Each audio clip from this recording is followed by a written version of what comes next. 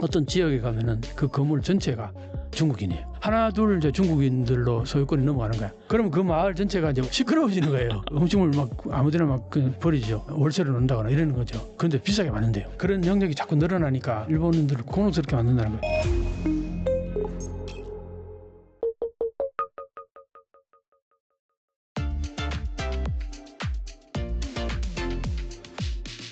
그리고 일본 사회에 외국인 혐오가 퍼지면서 이 범죄율 증가의 원인을 외국인 탓으로 돌리는 그런 목소리들이 커지고 있습니다. 하지만 실제 통계에 따르면은 외국인 범죄율은 오히려 감소 추세이고, 그렇다면 일본 내 범죄율이 늘어난 진짜 이유는 무엇이라고 볼 수 있을까요? 그게 결국은 먹고 살기 어려서 그래요.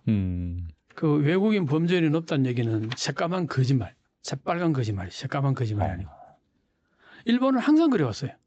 국내에서 뭔가 어렵고 좀 뭐라면 전부 다 외국에, 특히 조선징이 어떻다, 중국이 어떻다.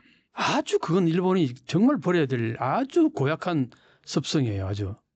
그게 이제 과거에 국내 시끄러우면은 외부로 돌린다 해서 임진왜란도 있었고 뭐 그러잖아요. 네. 이거 아주 고약한 성격이에요. 이거 아주 섬나라 근성이에요. 이거 내가 볼 때는 나는 일본을 평할 때 이 부분은 가장 고약하게 봅니다. 예를 들면은 뭔가 좀 나쁜 게 있으면 전부 외국인들이 다 했다고. 지난번에 예를 들어서 뭐 쓰레기가 막 많이 버려져 있다. 그거 일본인들은 안 이러는데 이게 외국인들이 관광객들이 많이 들어와서 이렇다. 그랬는데요. 팬데믹 때 외국인들이 하나도 안 들었는데 그 쓰레기에 펼쳐져 있는 그런 사진들이 수도 없이 올라왔어요. 일본에서. 이걸 보면은 외국인들이 안 들어오는데 옛날에 너희들 맨날 이런 사진 올리고 한국인들이 그랬다. 뭐 중국인들이 그랬다. 그랬는데 이거 진짜 빠른 거짓말 아니냐. 그런 얘기들이 또 있었어요. 그런 거 보면은 일본이 발전하려면은 제일 먼저 버려야 될 습성이 외국인들에게 나쁜 걸 다 돌리는 요 아주 못된 습성을 버려야지 일본은 그나마 좀 발전할 가능성이 있지. 이거 계속 이렇게 요런 생각, 요런 사고 가지고 있으면은 일본은 그냥 가라앉는다. 나는 그렇게 봅니다. 요거 섬나라 근성이라고 얘기해요. 아주 못된 아주 습성이라고 봅니다. 근데 내가 이렇게 과하게 얘기하는 거는 이게 아주 고질적이에요. 일본에서는. 그래서 통계치를 보면요. 여기 글도 나왔습니다. 여기 보면 통계치를 보면요. 외국인들 범죄는 오히려 줄었어요. 내가 보면은 2010년도에는 0.56%였어요. 이게 재류 외국인 수가 213만, 그 다음에 2016년에 223만, 2020년에 288만, 2024년에 376만. 많이 늘었죠. 많이 늘었네요, 진짜. 그런데 범죄율은 0.56, 0.45, 0.41, 0.32 오히려 줄어들고 있어요. 그러네요. 이게 통계치에 나오는 겁니다. 그런데 이런 얘기를 한다는 게 말이 되냐고요. 그런데 그게 또 동료됩니다. 일본 국민들은. 그러니까 동료되니까 말을 하겠죠. 동료되니까 그렇게 말을 하는 거죠. 그러니까 이걸 가지고 옛날에 무슨 누가 아소다로가 팬데믹 때 왜 일본에서는 팬데믹 환자가 그렇게 많지 않나, 그걸로 사망자가 적으냐. 내가 그걸 쭉 추적해 보는 데는 그 전부 그 한마디로 조작해서, 통계 조작해서 그런 거예요. 그런데 아소다로는 뭐냐? 일본의 민도가 높아서 그렇다. 내가 그때 진짜 크게 웃었어요. 민도가 높긴, 이런 거 보면 민도는 한참 떨어지는 거예요. 이런 거 보면은. 통계치가 이런데도 불구하고 누가 무슨 뭐 외국인이 어떻다 그러면 바로 그게 동요해가지고 외국인 배척 운동이나 일어나고, 그게 대부분이 한국이나 중국이었어요. 그 대상이. 지금은 이제 젊은 세대들은 한국이 악고가래 동경의 대상이 되고 있는데 이런 게 이제 안 먹게 되겠죠. 앞으로는. 말도 안 되는 얘기들 하고 앉았어요. 그리고요, 흉악범죄도 보면은 그게 이제 예를 들어서 베트남 뭐 노동자가 만 몇천 원을 뺏고 목에다 칼을 찔러서 살인을 한 거예요. 그게 뉴스에 막 나왔잖아요. 그죠? 이게 한번 뉴스에 나오면요, 베트남인 전체가 다 범죄 집단으로 인식을 해요. 이런 현상들이. 그런데 보면은 1.9%예요. 흉악범은. 거의 100명 중에 98명은 아주 잘 정하고 일 잘하는데 1.9%. 이거는 일본인들도 그 정도 퍼센트 될 거예요. 범죄율은. 그렇게 보면은 외국인이 특별히 범죄를 저지른다, 이건 아니라고요. 그런데 이런 것들 보면은 저편 포스트가 다 그런 맥락에서 나온 거란 말이에요. 이게 일본은 그 외국인 혐오증 같은 거, 외국인 포비아라는 얘기도 있어요. 이제 영어에 대한 울렁증 같은 게 분명히 너무나 강해요, 일본에서. 그러다 보니까 외국인 그러면 무조건 외국인 영어 쓰고 뭐 좀 그러면은 아예 접근을 안 하고 거의 이런 태도를 보이는 그런 모습들. 그래서 어떤 내가 얘기했죠. 그 오마에 게니치라는 일본의 아주 유명한 평론가이면서 교육자인 사람이 일본이 이렇게 한국에 뒤처지고 하는 이유는 딱 두 가지 이유다. 하나는 디지털화가 안 돼서, 또 하나는 영어를 제대로 안 해서. 이렇게 얘기를 해요. 그 일본은 영어를 안 한다는 얘기는 그만큼 해외 나가거나 외국인들과 접촉, 이게 다 섬나라의 특성이란 말이에요. 네. 거기에 대해서 외국인 포비아라는 게 있어요. 외국인 두려움 같은 거. 두려움증. 근데 이런 것들이 일본을 자꾸 위축되게 만드는 거예요. 내부 지향증이 되는 거예요. 근데 한국은 어때요? 이 조그마한 반도 국가이면서도 막 계속 외부로 나가잖아요. 엄청 나가죠. 엄청 나가고. 그리고 그 오픈 마인드라는 게 그래서 내가 한국이 일본을 압도할 거다 앞으로 한일 역전은 뭐 더 가면 갈수록 더 차이가 벌어질 거다고 자신 있게 얘기하는 이유가 다 이런 데 있는 거예요. 정신적으로 그렇죠. 우리는 디지털화가 잘 돼 있죠. 그다음 디지털화가 앞으로 전 세계에 있어서 엄청난 부가치를 창출할 텐데 이 디지털하고 가장 잘 궁합이 잘 맞는 게 한글이에요. 한국어. 언어 자체가 또 이렇게 디지털하고 너무나 잘 접목이 되니까 한국은 앞으로는 비약할 겁니다. 이런 얘기하면요. 댓글에 무슨 소리냐.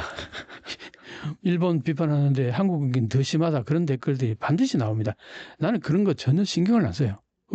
그렇게 생각하는 사람이 그렇게 생각하라고 그러는 거죠. 그렇죠. 내 생각은 전혀 그렇지 않으니까. 그리고 뭐 옛날부터 그랬어요. 옛날부터. 한류도 뭐 곧 끝난다. 곧 망한다. 그런 얘기들을 우리 국내에서 전문가라는 사람들이 더 많이 얘기했어요. 그럴 때마다 나는 그렇게 생각 안 했거든요. 근데 그런 맥락에서 보면은 지금 여러 가지 상황을 볼 때 한일 역전은 지금도 많이 제가 처음 책을 썼을 때가 4, 5년 전이에요. 한 4년 6개월 전에 딱. 그때에 비해서 많이 진전됐는데 앞으로 한 5년만 더 지나면요. 비교가 안 될 정도로 확실할 겁니다. 또 니케이에 따르면은 2025년 말 일본 거주 중국인 수가 100만 명을 넘어설 것이다. 이렇게 전망을 했거든요. 네. 시진핑 장기 집권으로 인해서 일본으로 이주하고 있는 중국인이 늘어나고 있다는 분석인데 일본으로 이주하는 중국인 때문에 일본이 뭐 난리 난 상황이라는데 여기에 대해서 좀 말씀해 주신다면요. 뭐 팬데믹 얘기죠. 팬데믹이 중국이나 일본에 끼친 영향이 엄청납니다. 네. 우리는 그때 어느 정도 뭐 대응을 잘해가지고 큰 그게 없어요. 근데 중국은 상해를 막 한 달씩 두 달씩 그냥 완전히 그냥 봉쇄를 해버렸잖아요. 그때의 상해가 어떤 도시냐? 상해는 중국이 아니에요. 사실 어떤 면에서는. 상해는 거의 독립국가나 마찬가지일 정도로 아주 잘 살기도 할 뿐만 아니라 어느 선진국가 못지않게 도시가 아주 세련되기도 하고 그랬어요. 내가 상해를 한 4번이나 다녔는데 갈 때마다 발전하더라고요. 한 1년만 뭐 2년 만에 가보면은 몰라보게 달라졌더라고요. 그래서 몇 년 전에 그때 마지막으로 갔을 때가 돌아다녀 보면은 서울보다 훨 낫다. 딱 눈에 들어오는 거나 그런 느낌이었다고요. 물론 뭐 속속들이 보면 또 얘기는 달라지겠지만 그게 상해인데 그 상해에 거기 사는 국민들이 시민들이 얼마나 프라이드가 있겠어요. 그런 사람들을 그냥 그냥 외부에서 완전히 차단해버리고 그냥 못질해가지고 밖에 못 나오도록 한 달 내지 그렇게 해버리고 통제를 했거든요. 맞아요. 네. 그게 갇혔던 사람들 한번 생각해 보세요. 무슨 이 놈들이냐. 그때 완전히 혐중을 느낀 거예요. 혐오감을 느낀 거예요. 중국에 대해서. 이 체제에 대해서. 네네. 돈 있는 사람들은. 그래서 그 사람들이 다 지금 탈출을 많이 하고 있다고요. 지금도 보면은. 그 사람들이 어디로 많이 가느냐. 물론 뭐 서구권 뭐 캐나다라든가 미국으로도 가고 뭐 다양하게 가고 호주도 가고 했겠지만 일본으로도 많이 갔어요. 그렇죠. 네. 뭐 한국도 뭐 만만치 않게 갔지만 특히 일본으로 많이 갔다고요. 왜 갔냐 일본을. 일본의 인터내셔널 스쿨 이게 잘 되어 있다는 거예요. 교육 시스템이. 그래서 중국인들이 와서 자녀 교육시키기에도 괜찮다는 거예요. 그리고 뭐 치안은 아주 좋죠. 그러니까 살기에는 돈만 많이 가져오면 살기에는 괜찮다고 보는 거예요, 일본을. 그렇죠. 네. 네, 그래서 이제 일본을 많이 들어왔습니다. 그 다음에 또 하나는 이제 일본의 그 관광지 있잖아요. 관광지 호텔 같은 것들이 한동안 썰렁했어요. 내가 2019년도에 그 하코네라는 일본의 1급 그 관광지예요. 일본 하면 하코네. 하코네 다음이 니꼬라 그래요. 하코네가 그렇게 관광지로서 아주 유명한 동네인데 내가 그때 갔을 때에 그 뭐라나 호텔 그렇게 많은 호텔이 엄청납니다. 호텔이 그렇게 많아요. 그 엄청난 후지산 바로 옆에 큰 호수가 있고 그리고 그 밑에 온천도 나오고 하니까 얼마나 좋아요. 위치가. 호수도 있고 후지산도 있고 그러니까 막 거기에 관광 호텔들이 진짜 많아요. 산 중턱부터 시작해가지고 그리고 좋죠. 환경들이 산이니까. 근데 너무 조용한 거예요. 커피 마시러 둘이서 그때 갔었는데 한 2시간 머물렀는데 손님이 안 보이는 거예요. 사람이 안 보이는 거예요. 우리 테이블 옆에 앉아있던 그 손님하고 2 테이블이 있었는데 그 손님들 가고 나서 우리 둘이 오랫동안 있다가 나와보니까 막 사람 그림자가 안 보이는 거예요. 야, 그러니까 어떻게 했어요? 그게 내가 볼 때 그때 한 번만 그랬던 게 아니라고 나는 보거든요. 물론 뭐 주말 같은 경우는 좀 더 많은 손님들이 올 수도 있겠죠. 사실은 주말 토요일 일요일만 잘 장사해도 먹고 사는 업체들 많아요. 나도 여기 어디 가보면은 인천에 거기 어디 뭐 스퀘어원 같은 데 가보면요. 월화수목금까지는 손님이 그렇게 많지가 않아요. 토일 막 벌벌합니다. 이래서 먹고 살아보다 평일에 와서 보면 이래가 장사가 되겠나 싶은데 그런 거 보면은 물론 뭐 주말에 사람이 많을 수도 있는데 내가 볼 때 그건 아니거든요. 여러 가지 상황을 봤을 때 그러다 보니까 호텔을 팔 수도 없고 안 팔 수도 없고 팔려니까 살 사람도 없고 이랬던 상황이었는데 그때 팬데믹 그 이후로 중국에서 많이 이제 몰려들어오는 거예요. 특히 그 관광지에 일본 료칸 있죠. 료칸, 네. 료칸 같은 것들도 많이 산다는 거예요. 지금 사실 료칸은요, 일본인 주인이 아닌 데가 엄청나게 늘어났을 거예요. 왜냐, 팬데믹 때문에 그때 다 망했거든요. 한 몇 년을 그 손님이 없어버리면요, 그거 이제 망하거든요. 그렇죠. 네. 그 엄청난 고퀄리티가 많은데, 특히 지방 같은 데는 그랬었다고요. 그래가지고, 거기다가 또 이제 그 서빙하는 사람들 구하기가 그렇게 어렵다는 거예요. 료칸 가보면요. 반찬 가짓수가 엄청나잖아요. 요리가 막 그거 전부 옮기고 하는 게 보통 일이 아닐 거라는 봐요. 근데 그런 것들을 일하는 노동자 구하기가 쉽지 않을 거라고 보는 거예요. 거기다가 이제 뭐 팬데믹을 거치면서 이제 상황도 안 좋고 그때 사실은 후쿠오카 그쪽 지역을 해가지고 팬데믹 때 일본 료칸들이 한국인들 팬데믹이 말고 그때 우리 2019년도에 노저팬. 노노저팬. 네. 그때에 여행객이 딱 끊겼잖아. 근데 그 지역 그쪽 지방 소도시 내지는 시골 쪽의 그 료칸 같은 것들은 대부분 한국 사람들이 다 채웠어요. 그 활성화됐다가 한국인들이 딱 끊기니까 줄도서 난다고 그런 얘기가 나왔어요 그때. 그러니까 뭐 그런 것도 그런 거고 아까 하코네 같은 경우도 이제 그런 호텔들 같은 경우들이 중국인들이 많이 사는 거예요. 중국인 사가지고 더 잘 리모델링 또 하죠. 중국인들 고객을 맞이하기 위해서. 내가 그때 봤을 때도 거기에 여행객들 대체로 다 중국인들이었어요. 중국 사람들 대상으로 하는 중국 사람들 숙박업소 이렇게 한다고 하셨죠. 중국 사람들 대상 숙박업소 하는 거예요. 거기는 일본인들 거의 안 간다고 보면 돼요. 중국인들만 대상을 한다고 봐도 돼요. 중국 관광객들이 워낙 많으니까 그 장사가 되는 거죠. 그렇게 되면 하나 둘 이제 중국인들로 소유권이 넘어가는 거야. 이런 것 때문에 이것도 있고 또 하나는 이제 가장 이제 일본인들이 되게 문제시하는 부분은 뭐냐면은 도쿄 같은데 어떤 지역에 가면은 그 건물 전체가 중국인이에요. 중국인들은 건물 하나 전체를 살 때에 한 50명이나 100명이 똑같이 돈을 내 가지고 그렇게 사는 경우들이 많다는 거예요. 어떤 한 사람이 돈 많은 사람이 건물을 사는 경우도 있지만 그런 경우는 드물고 보통 보면은 30명, 50명씩 이렇게 막 모아가지고 돈을 산다는 거예요. 그 사람들이 전부 다 여기 들어와가지고 그걸 이제 전세를 놓는다거나 월세를 놓는다거나 이러는 거죠. 그런데 비싸게 많은데요. 그러면 이제 거기에 대부분 다 중국인들이 들어올 거 아니에요?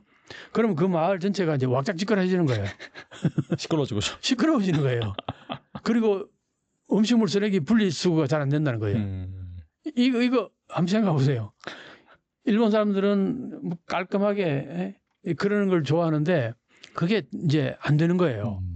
시끄럽죠. 그 조용히 해달라고 그러죠. 그 다음에 그 음식물 막 아무데나 막 버리죠. 네. 이게 아주 일본인들을 곤혹스럽게 만든다는 거예요. 그런 영역이 자꾸 늘어나니까 일본에서 문제시 되는 거죠. 그런 부분들이 가장 일본에서는 큰 문제가 된다. 뭐 그런 얘기입니다. 그리고 일본은 2013년부터 쿨재팬 프로젝트에 1조 3천억 원을 투자했고 지난해에는 한류를 의식해서 부활 선언까지 했지만은 여지껏 뭐 뚜렷한 성과는 보이지 않고 있습니다. 네. 이번에는 오리지널 애니메이션 시비스를 10월 후지 TV에서 선보일 예정이지만은 이 한국의 K-팝 데몬 헌터스를 따라한 것이 아니냐라는 꼬리표마저 붙은 상황인데 일본이 한류처럼 글로벌 문화 파급력을 갖지 못하는 이유는 무엇일까요? 이 부분은 최근에 이제 또 약간의 깨달음이 왔는데 네. 어떤 거냐면 일본은 혼내하고 다테마에가 다르다 그랬죠. 그렇죠. 네. 혼내는 본심이고 속마음이고 다테마에는 겉모습이거든요. 일본에서는 혼내 다테마에가 분리되어 있다는 것은 상식이에요. 외국인들 다 알아요. 웬간하면. 일본을 좀 이해하는 사람들은 혼내와 다테마에가 분리되어 있다는 거. 쇼핑을 가봐도 정말 친절한데 기계적이에요. 매뉴얼에 따라가지고 교육받은 대로. 네. 근데 거기에는 인간미가 느껴지지 않는다는 얘기를 하는 거예요. 대부분의 선진국들에서 종업원들은 어떤 식으로 대응하냐면 하이, 굿모닝 그러면서 한번 보시라고 쭉 따라다니면서 농담도 하고 그날 뭐 날씨를 가지고 얘기도 하고 자연스럽게 서비스를 해요. 한국도 약간은 그런 맥락이 있습니다. 자연스럽게 네. 매뉴얼에 막 딱 따라가서 아주 딱딱하게 그렇게 안 해요. 근데 일본에 가보면요. 천편일률적으로 아주 친절해요. 그럼 매뉴얼 따라하는 거예요. 그 손님이 만약에 거기서 딱 떨어지는 순간 그 사람의 태도는 확 바뀔 거예요. 손님을 대하는 매뉴얼하고 다르니까 그게 뭘 말하느냐니까 일본은 혼내하고 다테마하고 완전히 다르기 때문에 그거는 일본인들 사이에도 그래요. 그러니까 항상 예의 지키고 반듯하고 이러죠. 근데 속으로는 어떤 생각하는지 아무도 몰라요. 자, 그러면은 드라마를 만들면은 평소에 생활하는 모습을 그릴 거 아니에요. 그러면은 다테마에를 주로 표현할 거 아니에요. 그렇죠. 그럼 속으로 뭔 생각하는지 모르죠. 그럼 일본인들은 그걸 알 거예요. 저런 맥락에서는 내가 저렇게 인사하고 저렇게 상대방을 대하지만 속으로는 딴 생각하고 있다는 거. 일본인들은 이해할 거예요. 근데 외국인들은 절대 이해할 수 없어. 그걸 모를 거 아니에요. 그러면 전부 다 다테마에로 이렇게 행동하는 것만 자 드라마 영상으로 만들었다 치면은 재미가 없을 거 아니에요. 사람이 화도 내고 막 그 표정이 막 드러나고 해야지. 그래야 재밌을 거 아니에요. 그래 재밌죠. 막 이런 일도 있고 저런 이런 일도 있고 저런 일도 네. 있고 그 특히 드라마는 그 감정의 기복이 변화무쌍하고 뭔가 이래야 재밌는 거 아니에요? 그렇죠. 네. 근데 일본의 삶을 전혀 다르게 그린다는 건 말이 안 되잖아. 있는 모습 드라마라는 건 다 있는 모습에서 나오는 거거든요. 거의. 근데 일본은 다테마의 모습만 그린다 쳐봐요. 외국인들이 보면 재밌겠어요? 재미없죠. 나는 거기에서 온다고 보는 거예요. 한국인들은 항상 생각하는 거 그대로 드러내잖아요. 화나면 화내고 아니 뭐 욕할 때도 욕하고 막 그러다가도 이제 막걸리 한잔 하고 또 화해할 수도 있고 그러잖아요. 네. 근데 일본은 한 번 된동 싸우잖아요. 두 번 다시 안 봅니다. 거의. 내가 그거 10년 살면서 여러 번 느꼈어요. 심하게도 얘기 안 했어요. 네. 내 주장을 강하게 얘기했는데 내 주장이 마음에 안 들었는지 두 번 다시 안 보더라고 나하고. 연락도 안 해요. 전화도 안 받아요. 그게 이제 일본인데 평소에는 그러니까 상대방이 듣기 싫은 얘기를 안 하는 거예요. 그러면 그게 전부 다 사회 전체가 그렇다 치고요. 그거 드라마로 찍으면 얼마나 밋밋하겠어요. 재미없죠. 네. 나는 거기서 온다고 보는 거야. 근데 이제 애니메이션이나 이런 것들은 안 그렇잖아. 보면 막 그거는 이제 가상세계를 그리기 때문에 네. 속내를 그대로 다 드러낼 수도 있는 거 아니에요. 굳이 뭐 다테마일만 가지고 표현할 필요는 없는 거잖아요. 그러니까 애니메이션 같은 경우는 스토리가 재밌기도 하고 기상천외한 것들 많잖아요. 그렇죠. 일본에. 네. 그러니까 이제 재밌는데 드라마라든가 이런 게 인기가 없는 이유가 나는 그게 있다고 보는 거예요. 그 다음에 또 하나는 이제 특히 이제 노래 같은 경우는 또 어떠냐면은 한국은 사실은 K-팝이라는 게 한국 고유의 것이라고 보기는 어려워요. 굉장히 미국의 팝송이라든가 미국적인 어떤 음악들을 전맥을 엄청 많이 시켰다는 거예요. 그렇죠. 그러니까 이게 한마디로 글로벌제신 된 거예요. 한국 K-팝은. 거기에 이제 한국의 정신은 항상 그 내부에 내재되어 있죠. 그 뿌리는. 네. 그렇긴 하지만 많이 외국인들도 친근감을 느낄 수 있도록 그게 다 이제 한마디로 글로벌제이션화가 되어 있는 거예요. 그래서 한국은 인기가 있다고 나는 보거든요. 그러니까 이게 내부적으로 자꾸 이게 형축되는 게 아니라 코리아 뭐 포스터 이런 식으로 해서 우리 거 뭐 이것만 너무 강조해서는 그렇게 안 될 거라고 보거든요. 예, 그렇게 이제 하다 보니까 이제 한국이 인기 있다 보니까 한국 고유의 것을 그려도 이제 인기가 있어지는 거예요. 한국인들이 사는 모습이 사실 드라마 많이 봤을 거 아니에요, 한국에. 그래서 이번에 케이팝 데몬 헌터스 이게 이렇게 인기가 있는 이유가 그동안 케이팝에 대해서 엄청나게 친근감을 가지고 있었던 거예요. 그 다음에 한국 드라마를 많이 봐가지고 한국의 풍경들에 대해서 익숙해져 있었던 거예요. 그걸 애니메이션으로 딱 그려놓으니까 내가 볼 때는 엄청난 친근감을 느꼈을 거라 봐요.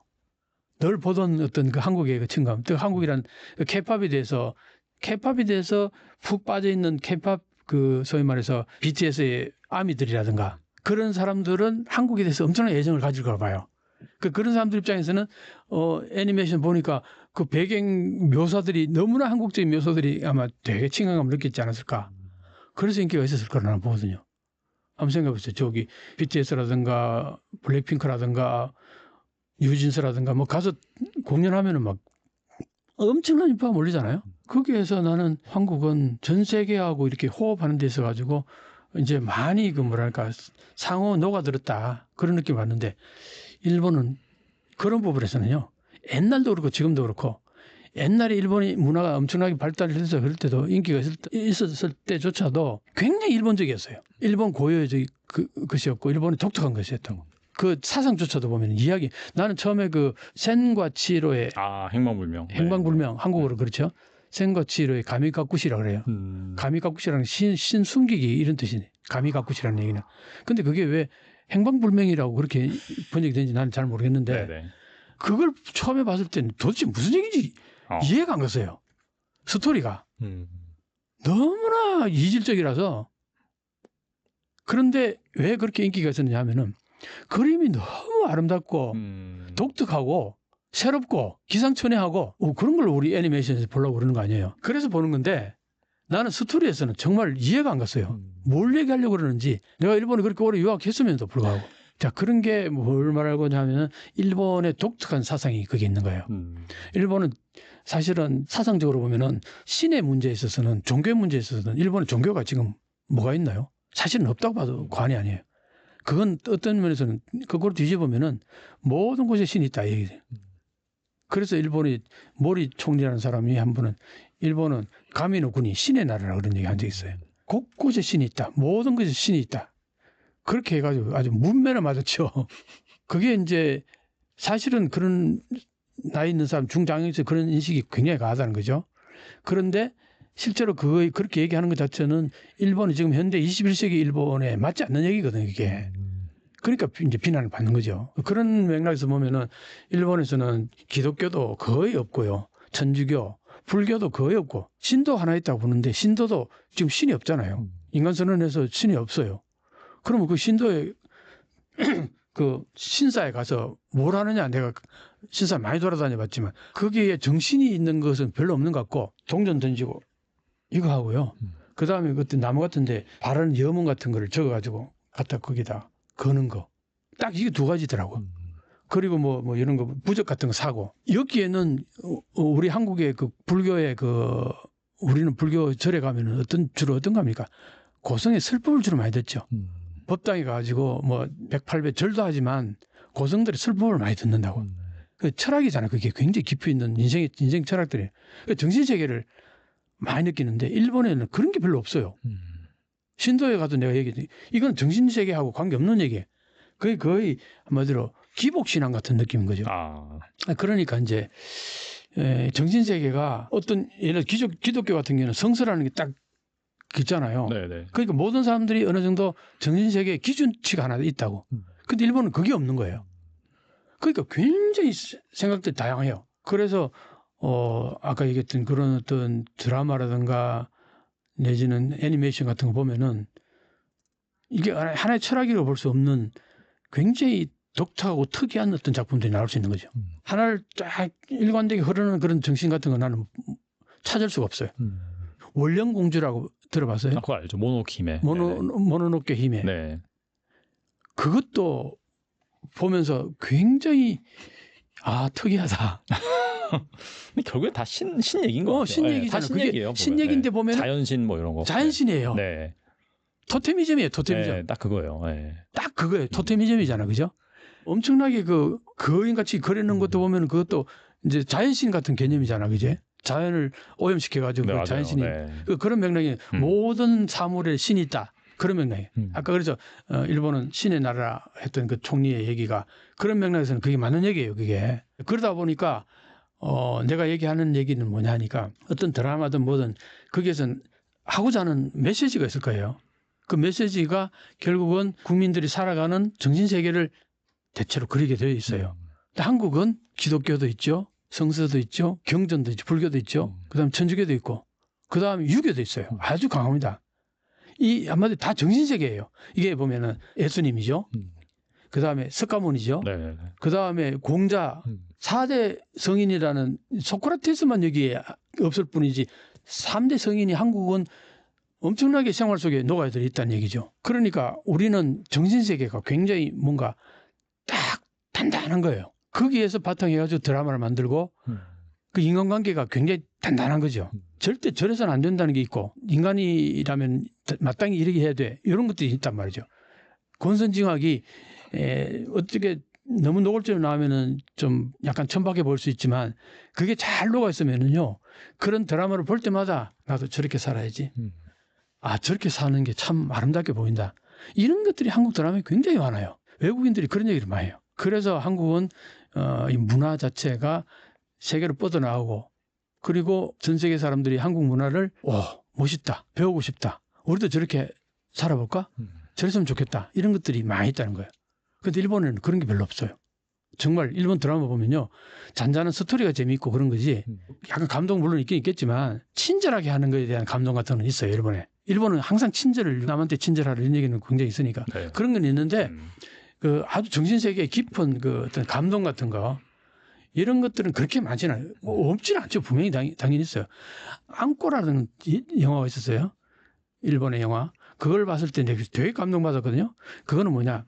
장인 정신 같은 것들이 그 안고 팥을 가지고서 뭘 하는 거, 그 어떤 할머니가 인간성 같은 거, 인간의 아주 사랑 같은 거, 느낌, 뭐 이런 거, 그걸 그 녹여들여가지고 영화를 만들었는데, 고레이 감독이라고 아주 일본의 유명한 감독이죠. 한국에 대해서 엄청 그 친한 파입니다. 그분이 이제 찍은 영화는 감동이 있어요. 일본에서는 독특한 감독이에요. 그분이. 아베가 가장 싫어하는 감독입니다. 왜 그런지 아세요? 그 감독이 그 만비끼라는 영화를 만든 적이 있어요. 만비끼라는 게 뭐냐면은 그 슈퍼마켓 가서 그 훔치는 거 있죠. 그걸 주절해서 영화를 만드는데 그 상을 받았어요. 그 아베가 그걸 싫어해가지고 왜 그러냐? 일본의 부정적인 부분을 민낯을 보여주는 영화를 했다. 그래서 싫어했는데 그게 말이 됩니까 그게? 그래서 한국은 그럼 어때요? 기생충. 한국의 기생충 영화는 어떻습니까? 그것도 민낯을 보여주는 거예요. 그것도 민낯을 네. 그 빈부격차에 아주 민낯을 보여주잖아요. 그렇죠. 네. 그 감독을 우리 대통령이 욕합니까? 누가 비난합니까? 한국의 그 좋지 않은 부분을 보여줬다 이래가지고 비난하는 사람 나 들어본 적이 없어요. 근데 일본은 안 그래요. 너무 달라요 한국하고 그런 것들을 보면은.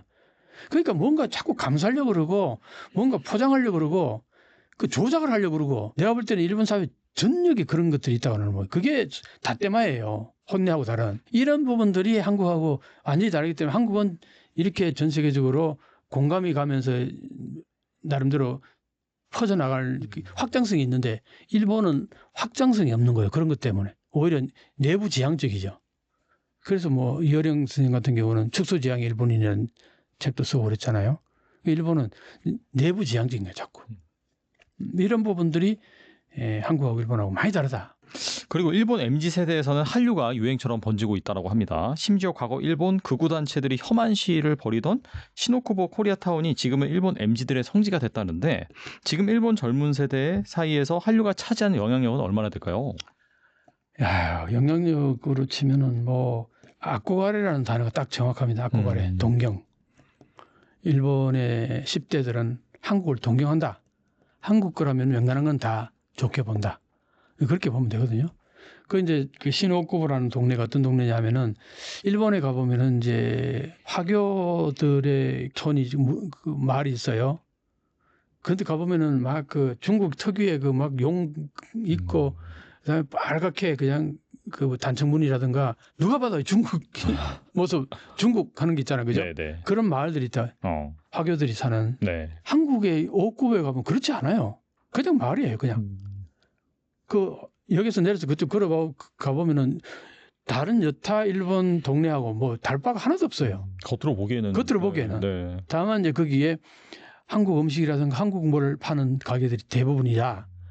그 옛날에는 그렇게 인기 있지도 않았거든요. 그랬는데 이제 한류가 퍼지면서 한류 갔다가 또 찬물을 끼얹었다가 2차 한류 갔다가 또 끼얹고 3차 한류 가고 뭐 그런 식으로 있었잖아요. 그때마다 거기에 옥구보가 거리가 썰렁했다가 확 폈다가 썰렁했다가 확 폈다가 계속 그랬었어요. 거기 또 우익들 그 소위 말하는 데모하는 아주 우익들 단체들이 있었어요. 그 친구들이 그쪽으로 돌아다니면서 죽어 그러고 막 돌아다니고 나쁜 놈이고 좋은 놈이고 다 죽어 뭐 거의 그런 팻말을 써가지고 다니면서 데모를 하면서 그랬던 동네예요 거기가. 근데 지금은 아예 사라졌는데 그게 아베 때 아베 8년 동안 그 짓거리 하고 돌아다녔어 그 인간들이. 아베가 혐한을 하니까 그게 정부가 뒷받침해 준 거나 마찬가지였어 그때. 내가 그걸 보고 있으면 일본은 망한다. 사회 전체의 정신 상태가 저래가지고는 절대적인 확장성이 없고 저건 위축적이고 스스로 무너뜨리는 행태란 말이에요. 그게 데모를 하는데 경찰들이 그냥 뻔히 보고 앉아있는 그런 나라가 그게 흥하겠냐고. 내가 망하겠다고. 그래서 한일 역전 이거는 명백히 일어난다고 본 거죠. 그랬는데 지금은 아베 죽고 나서 싹 사라졌습니다. 그거 보면요. 그 데모대 그 1000몇 번씩이나 그 돌아다니면서 한인타운만 돌아다니면서 그 짓거리를 했는데 그게 1000몇 회를 했다고 한번 생각해 보세요. 그게 정권이 뒤에서 백업 안 해주면 그게 가능했겠냐. 지금은 거의 없다고 보면은 그게 증거가 되잖아. 증명이 되잖아. 이 아베가 얼마나 한일 관계를 엉망으로 만들었는지 이해가죠. 그랬는데 지금은 이제 그렇지 않으니까 옥구보는 정말 뭐 한국에 대해서 존경하는 젊은이들은 그쪽에 다 가는 거죠. 거의 뭐 성지나 마찬가지죠. 네. 한국에 대해서 악고가래를 일본 말이 딱 악고가래예요. 그걸 가지고 있는 일본 젊은 청들은 옥구보는 거의 성지순례지 뭐 거의 가보냐 그게 주말 되면은. 가면은 막 그냥 나도 그게 뭐 여러 번 다녀봤지만 조그만 골목들 막 아기자기하고 그래요. 근데 뭐 많아 굉장히. 근데 한국 특히 이제 액세서리라든가 가수들이라든가 연예인들의 사진 이런 것들이 진짜 많이 걸려 있고 그것도 많이 팔고 한국적인 그 냄새가 불실불실 나는 그런 기념품 같은 것들 정말 많이 팔고. 화장품도 엄청나게 많고 거기에서 아마 화장품들 많이 살 것 같아요. 그런데 지금 신옥구보는 그런 게 아니고 시부야가 거의 신옥구보 같이 변해가고 있다는 얘기를 얼핏 한번 들은 적이 있어요. 내가 조만간 한번 일본 가서 한번 확인 한번 해봐야 될 것 같아요. 옛날에 시부야는 뭐 완전히 거기는 명백히 100% 일본 지역이었거든요. 특히 젊은이들이 모이는 시부야 거리였는데 거기에 상가들이 하나 둘씩 문을 닫더니 싹 물갈이가 되기 시작한다는 거예요.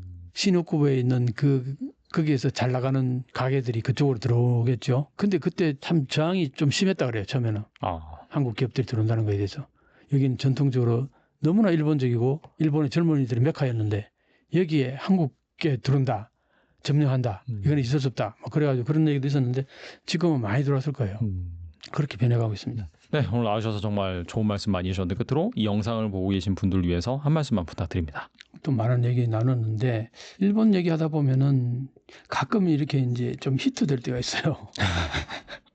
그 히트될 때가 언제냐 하면은 제가 이제 일본에 살면서 느꼈던 그런 부분들 중에 특히 그 혐한이라든가 이런 게 내가 유학할 때 참 심했어요. 아까 얘기했듯이 아베 총리 시절에 그 8년 가까이가 혐한 세력들이 아주 종횡무진으로 휘젓고 다니던 시절이라 보면 돼요. 그러다가 2019년 수출 규제가 생기고 노재편이 일어나고 그랬던 게 몇 년 전인데 지금 어떻습니까? 얼마나 한일 관계가 좋아진 부분도 있지만 일방적으로 일본의 젊은이들이 한국을 악고가리한다. 아주 놀라운 얘기죠. 정말 큰 변화입니다. 그런 부분에서 보면은 시간이 가면 갈수록 한일 관계는 조금씩 나아지지 않을까. 이제는 그 소위 말하는 노골적인 혐한은 잘 묵혀 들어가지 않아요. 왜냐? 뭐 비판하는 대상이 못났을 때 그게 묵혀 들어가지만 비판하는 대상이 잘났을 때는 어떤 현상이냐면 제 시기한다. 지가 못나서 저런 얘기한다. 그렇게 돼요. 객관적으로. 그 일본 내에서도 그런 변화가 있기 때문에 그래서 그렇게 이제 변화가는 거 보면은 앞으로 한일 관계는 시간의 흐름에 따라 좋아질 가능성이 더 높다. 뭐 그런 생각을 하면서 저는 줄기차게 앞으로도 한일 역전에 대해서 계속 얘기할 생각입니다. 네, 말미에 이제 뭐 일본 내에서 뭐 혐한 시위가 없어지고 그다음에 이 한국을 좋아하는 일본의 MZ 세대들이 늘어나고 있다라고 말씀하셨는데 그 이면에는 박사님께서 계속해서 주장하시는 한일 역전이 계속해서 진행되고 있는 그 이유 때문이 아닌가 생각이 듭니다. 그런 차원에서 우리가 또 일본과의 관계를 또 좋게 하기 위해서는 계속해서 또 그런 흐름이 이어져야 되기 때문에 여러분도 뭐 각자 위치에서 뭐 최선을 다하고 계속해서 좀 목소리를 내주셨으면 좋겠습니다. 네, 지금까지 이명찬 박사님 나와주셔서 감사합니다.